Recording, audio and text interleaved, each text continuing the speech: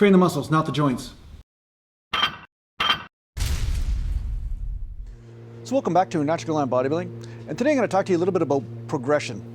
And it's pretty common for people on the internet, and they see a lot of unnatural bodybuilders or unnatural fitness people and stuff, and they just see these mini moments of these people's lives, and they just see a linear progression. They just see, you know, day one they look like this, day two they look like this, day three, you know, and it's pretty extreme because, again, they're not natural, right? But when it comes down to your training, when it comes down to anything you do in life, progression is not always linear, right? Especially when it comes down to natural bodybuilding. And this is why I'm going to talk to you a little bit about this, because I got freaking cobwebs and hairs on me and shit, just like mosquitoes out here.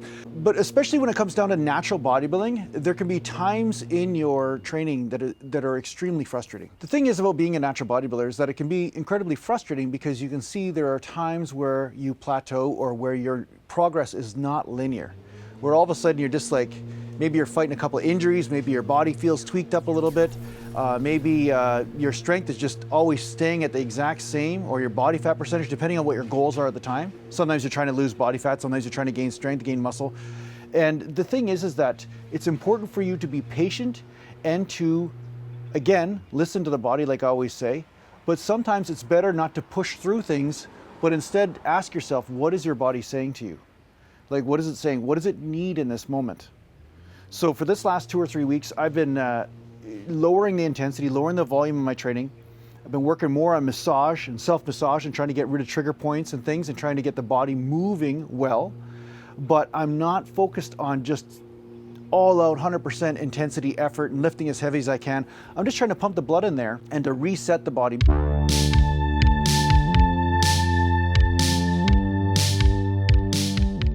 So yeah, tonight I'm going to do a light workout. I'm just going to do some light shoulders, light tricep, some light leg press. I just feel like light stuff. This last week or so, it just feels like, doing some light shit, just getting the blood going and everything like that. Sometimes you go through these stages. It's almost like mini stages where doing light work it just feels better, and then other times you feel like you're indestructible, and then heavy work is the best thing to do. So, like I said, always mix up your rep ranges, and more importantly than anything, just pay attention to here, right? You don't scratch an itch if there's no itch, right? You don't just start scratching randomly. Well, it's the same thing with your body. Sometimes it just feels right to do heavy. Sometimes it feels right to do a little bit lighter. And don't second guess yourself based on some sort of overwhelming compulsion, right?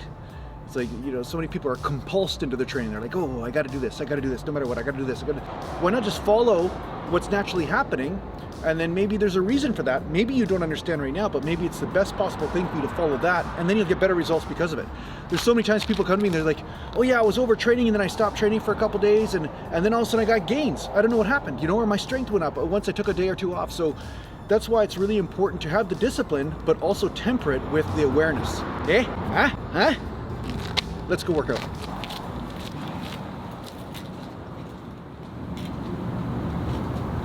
Any trolls in there? I think there's some trolls in there. Oh, that's it. I'm going home. There's too many trolls in the gym. There's some trolls in there. I'm going home. Oh, it's quiet in there. Quiet. Sounds like a morgue in there. Like a... Alright, this is bullshit. What the hell?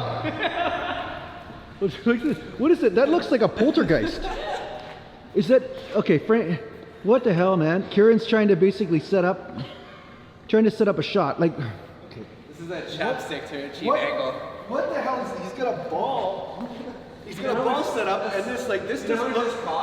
This doesn't look shaky at all, right? This is a tripod set up for his phone. Oh man, oh man, look at this. If you press record, you could actually destroy this. Look at this. Look at this. Do you need a license to operate this? You need a license to operate. That's exactly it. You need to be certified anyway. Psychiatry, you know. Man, that is. Jeez. I got to get up close and personal to this thing. This is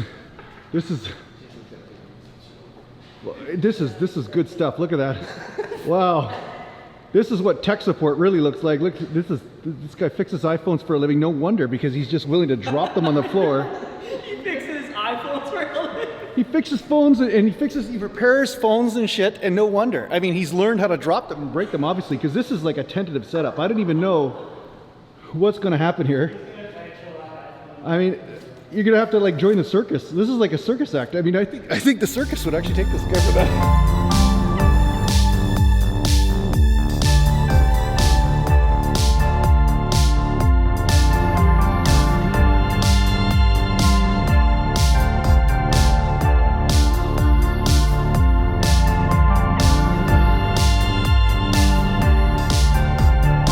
So when I'm doing shoulder press, I like to be, you know, basically like this, right? Not straight up and down. A lot of guys make the mistake of thinking they're supposed to be straight up and down.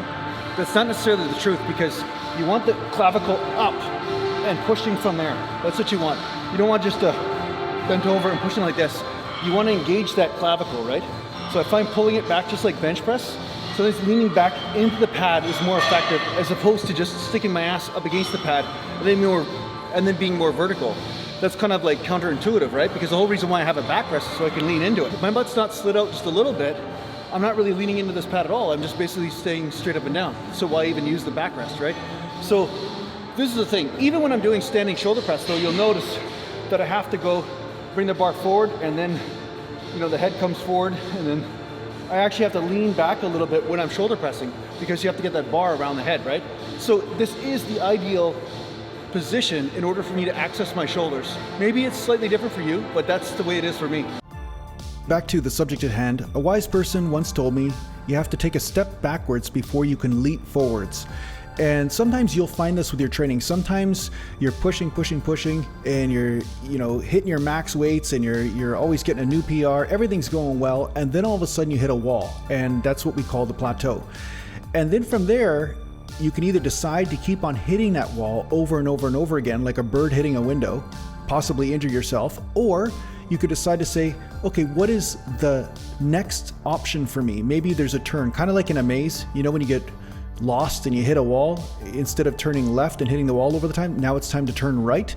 Well, that's kind of how the rep ranges work. That's actually how the exercises work as well. Sometimes you get obsessed with one exercise and just progressing at that one exercise, and you totally have a blind spot for everything else in your training. So this is why it's important to change things up. Okay, I gotta build the delts up. Gotta build the lower back up. I gotta build everything up so I can throw the fucking dump trucks and tractors out of Harrison. Like, just lift them over my head.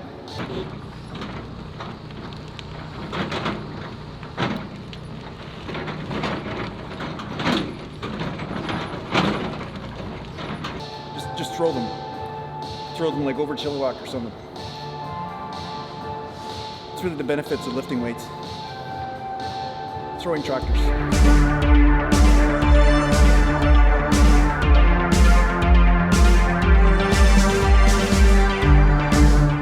So sometimes it seems like you're taking a leap backward. Sometimes you're changing the exercise up, or maybe you're doing lighter weights, higher reps, like I'm doing with the 80 pounders here. Sometimes you're maybe taking a couple days off and then maybe changing your split routine altogether, and it seems like you're a little bit less intense for a period of time. But as you'll see in some of the comparison pics I'm going to show you, you're going to see how my body still progressed even though I took a little bit of time off. So here's what I look like during April 24th. And I'm going to show you a couple shots here, and I look okay and everything like that, but it felt like I needed to take a little bit of a break, but at the same time do higher rep ranges, maybe not squat quite so heavy for a period of time. So here's what I look like just about a week later. You know, you can see that I've got a little bit more of a pump. You can see everything seems to be coming out pretty good. And yeah, so sometimes there's nothing to worry about. Don't worry about if your progression seems to be going backwards, because sometimes your body's going to take a leap forward after you take a little bit of a rest. Sometimes you just need to change things up. Sometimes just by going lighter, your body gets refreshed and rejuvenated. And that's part of this process. It's not always linear, so don't obsess too much. If you're hitting a wall in your training, it's really important for you not to obsess too much about why you're not making progress in that one area, because sometimes you need to take option number 2 or option number 3. You need to take a different doorway. I see guys all the time obsessing about their bench press. They're like, oh my God, why isn't my bench press bigger? Why isn't this bigger? Why isn't my squat going up? Meanwhile, their lunge might be going up, Meanwhile, their arm curl might be going up. Maybe they're getting progress in a totally different body part, but instead of concentrating on where the body is getting some results, they're obsessing about where they're not getting results. But sometimes you need one area to progress first before the other area can progress. And that's why it's important to work with the body in this instead of against it.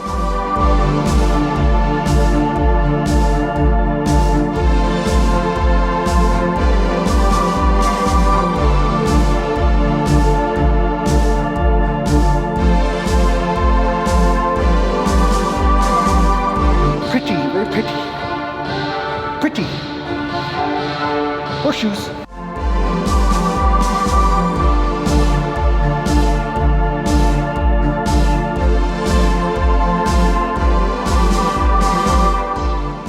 That's why it's good to take breaks also from taking this stuff too seriously and wrapping your identity up in it, because the truth is there's more to you than just muscles. I mean, muscles are just one small dynamic, or it's just a game that you're playing.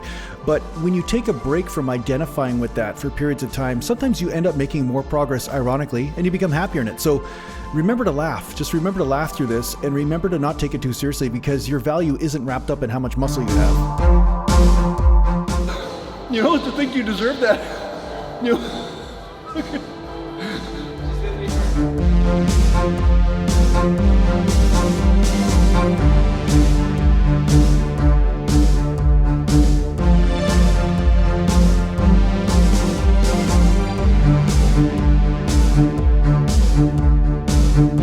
I think this is a big challenge for most bodybuilders or people that are in the weight training genre. You know, people that are in the physical fitness, we're so identified with resistance. We're so able to meet resistance every day, meet pain every day. But at some point, you start to look for pain when sometimes there's a better option. So it's not bad to be able to face pain, but you don't want to create pain when it's unnecessary. Sometimes you can get results without creating quite so much pain. So this is the thing. Don't get too tunnel visioned around this. Don't get too tunnel visioned into the whole, I have to work hard in order to create results, and keep on looking for how I can work hard and torture myself.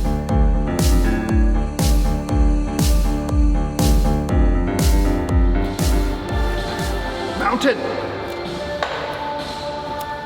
Big like a mountain. Hey, Karen? Big like a mountain. You watch my videos, you know what I'm talking about, but you don't. He doesn't watch my fucking videos. He doesn't give a shit about my videos. He just sits around with his thumb up his ass at work all the time, fixing cell phones. I still want the free code though.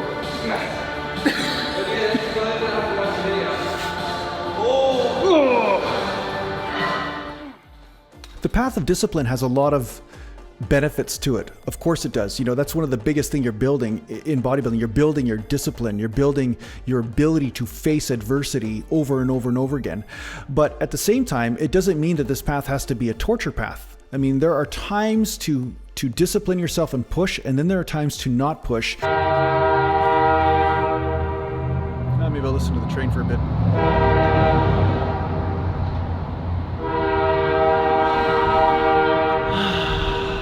Sometimes you just gotta enjoy the moments, you know? Sunshine, nice wind. And here we go. That's enough of that. And I think a lot of people forget that if you can take a little bit of a break, then you'll be able to push harder next time. So sometimes you need this rest. You need the yin and the yang. You cannot always be pushing, and then never resting. The recovery is just as important as the pushing. So remember that. That's important. The mountain also rests.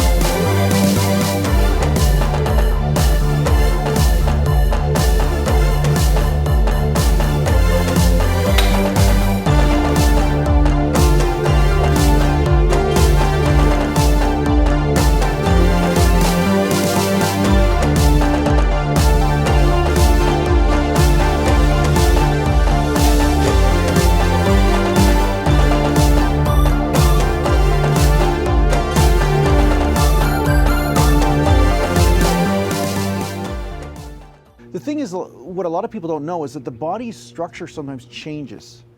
You know, depending on what's going on inside your delicate system called the body, sometimes the system changes, sometimes the hormones change, the seasons change, like all this stuff changes in the body.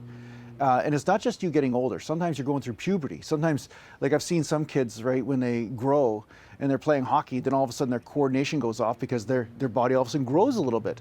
And then they're wondering, why is my coordination off? You know, my foot's about 2 sizes bigger, but why is my coordination off? Well, it takes a while to recalibrate. So sometimes this is also true when you gain muscle. When you gain some muscle, you gain some strength, it takes a period of recalibration. It's almost like your body needs to recalibrate and reset its new homeostasis, its new set point or foundation on which it sits of how this whole system called your body runs.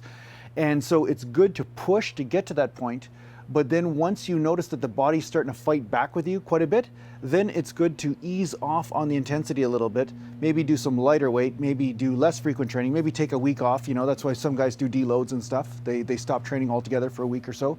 But I find it's better, for me anyway, to keep moving, but just more light movements, more less intensity, let's put it that way. Obviously, I'm older than some of you guys out there, so I also have to pay attention to different changes that go on in my body and different injury history, right? Like I've got different shoulder things going on and stuff, and I've done lots of stuff to myself, which is why I can teach you guys quite a bit about training now, just because of some of the mistakes I made, and this is why I'm talking to you about those mistakes in a lot of my videos, like such as rounding the back and the butt wink and all this kind of stuff. You know, these different things that cause a lot of stress in the body, which I didn't realize at the time, but of course, then one day there was a snapola, and then I'm like, oh, okay, I guess that wasn't good for the body. So really my point is, don't beat yourself up so much. If your body goes through periods of time where it needs to be a little bit less intense, needs to have a little bit more rest, a little bit more recovery, because really what you're doing is you're setting yourself up on this plateau to make a jump to the next one.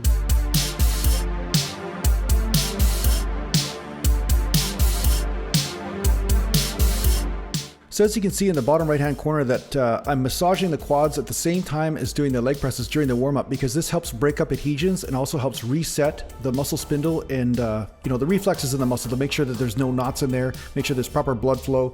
And this is something that I do from time to time when I'm doing leg presses or lunges. And I also made a video about this called how to get rid of tight quads, or do you have tight quads? Come on, give me a break. I can't remember all the titles, but it's something to do with tight quadriceps, right? So basically this is one technique that you can do besides your stretching, of course, because stretching is always good, but sometimes grooming the feathers, like working those muscle fibers out at the same time as doing a movement, really helps restore proper function to the muscles.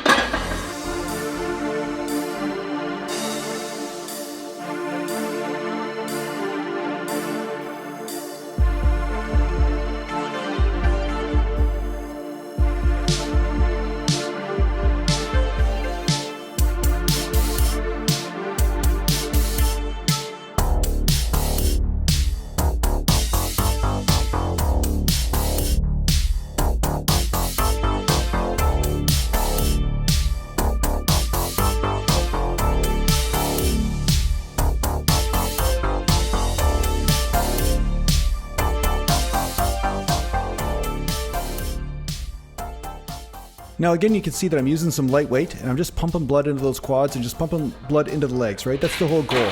This is a pump the blood into the muscle type workout. I'm not focusing on super heavy weight.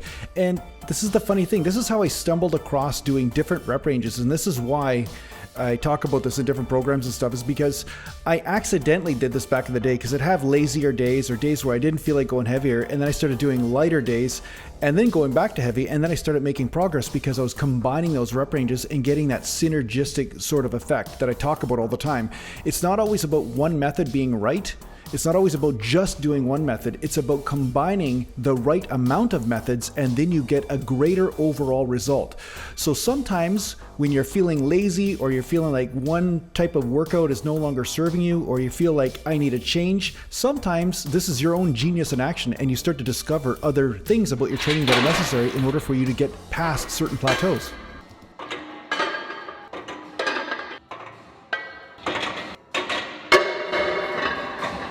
Wait for it. Wait for it. What do you think I'm doing? CrossFit. Now to finish it off, I'm just going to do a couple sets of standing calf raise. It's very exciting. Standing calf raises. Calf raises, not cow raises.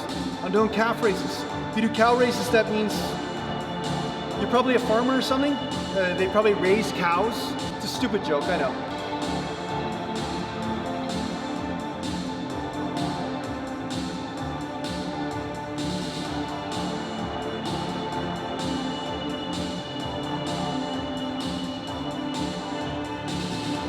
So I've been training calves extremely hard because, you know, whatever, it's calves, man, it's calves. But I do get some calf development from one-legged squats on a Smith machine and free weight. I do get some calf stuff from that. And I am doing some body weight stuff here and there. But yeah, I have to admit, I'm not doing super hard calf workouts all the time. I train them about once a week. That's about it. But yeah, I'm just throwing on some calves right now, man. Just doing some calves right now. I'm doing some half calves because my calves aren't very full, so I'll do half calves. I'm doing half calves. Not decaf. Decaf would be coffee, but I'm doing half calf. Half calf.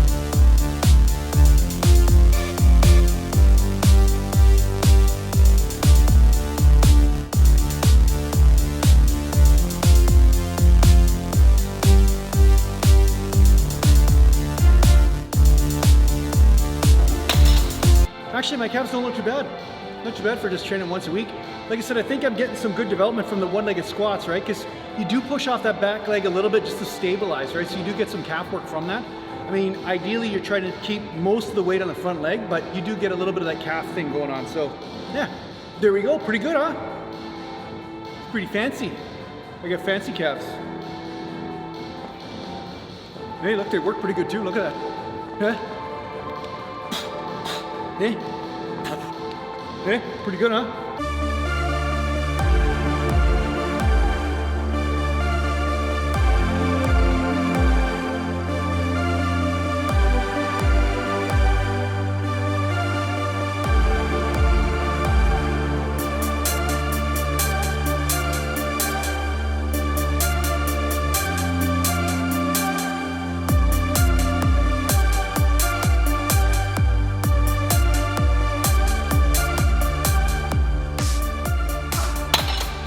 There are times in my training where I found that I had, say, a chronic inflammation of a certain area or certain tightness or something just wasn't working right.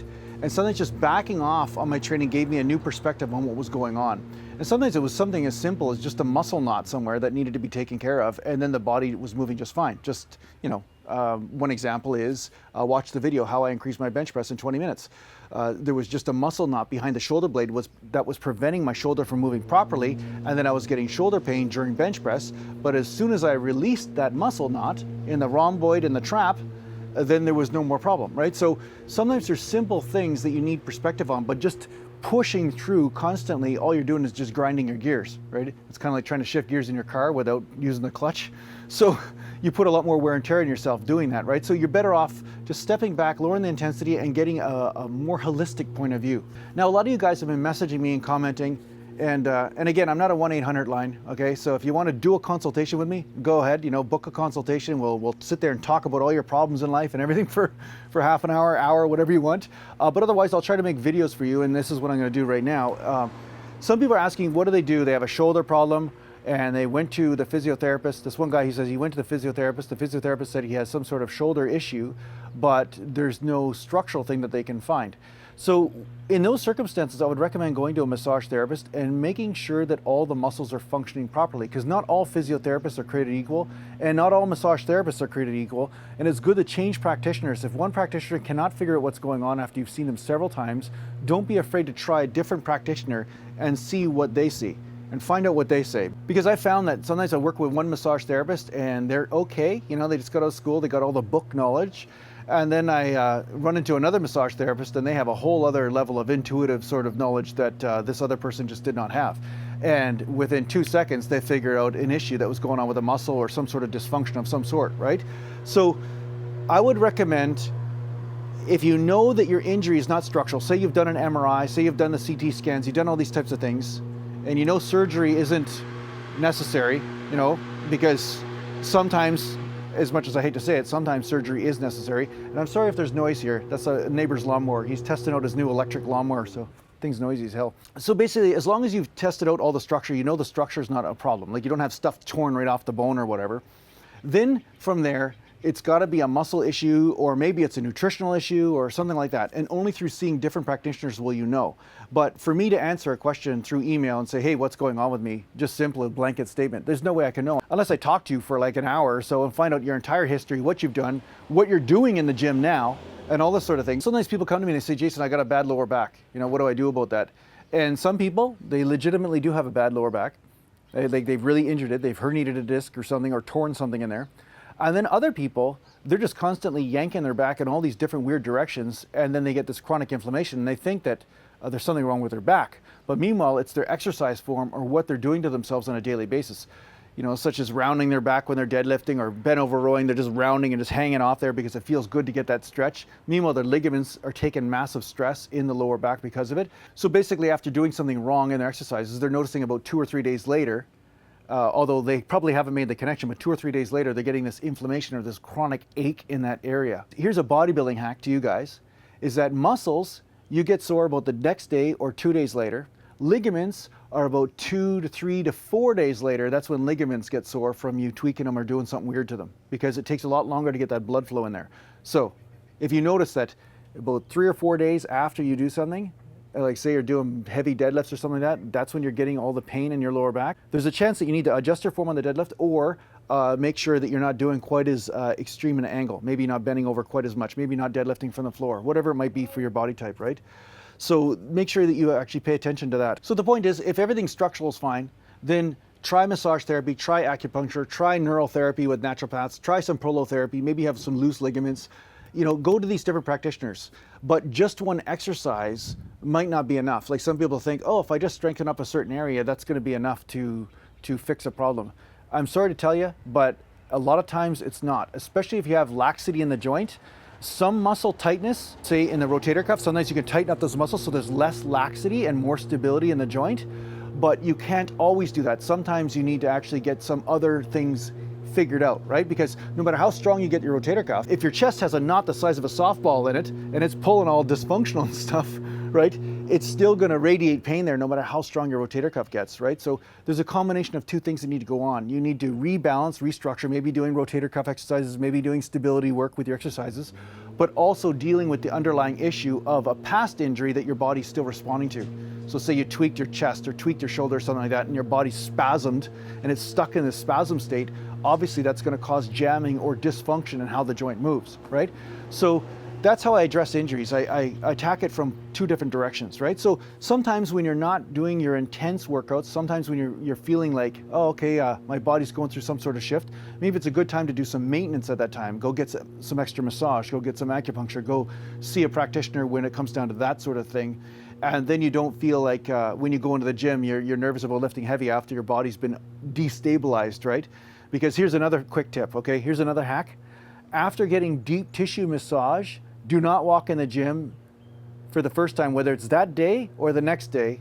Do not walk in that gym and try to do your 1 rep max or do maximum heavy poundages. Be extremely careful when you lift weight after your body gets reset.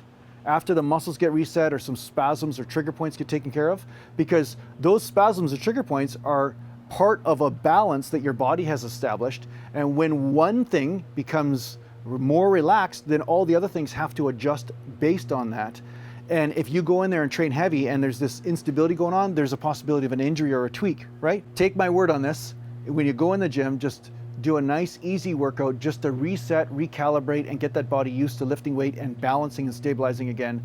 And then you're going to be a lot further ahead rather than rushing into it. So that's why I find sometimes when you're in these rest stages, it's even a better time for you to do a lot of massage work or a lot of any sort of neural therapy or prolotherapy or whatever, because what'll happen is that those light workouts will help you integrate those healings. So anyway, I hope this helps you out with your training.